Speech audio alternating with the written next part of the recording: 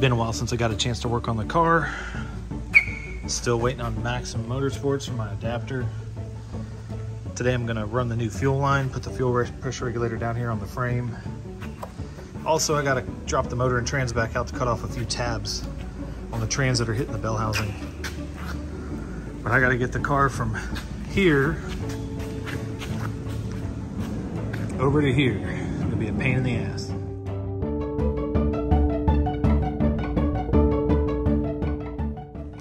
All right, now to get it racked up and drop the motor out the bottom. All right, got the motor out of the car.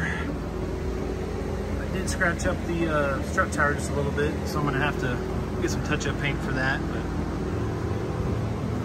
But other than that, I'm going to be cutting off right here and into here and right there. And then the 10R80 should fit no problem in the car.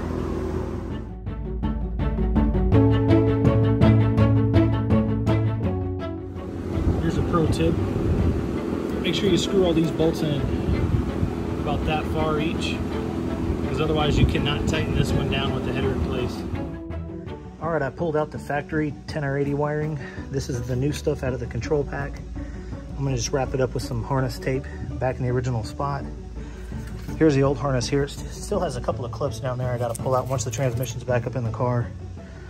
And once again, you can see where I trimmed all this down so it doesn't rub on the body and give me a false knock.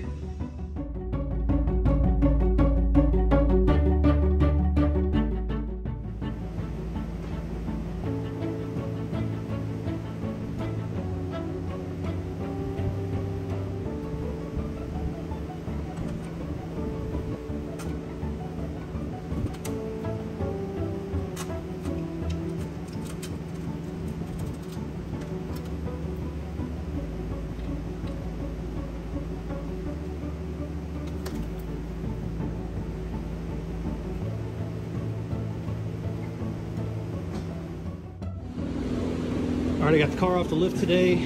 I installed the right bolts for the drive shaft.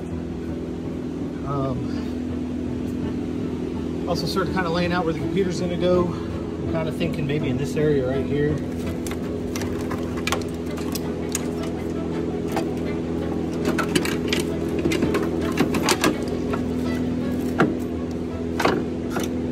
I would really like it hidden, but I don't feel like extending over 100 wires.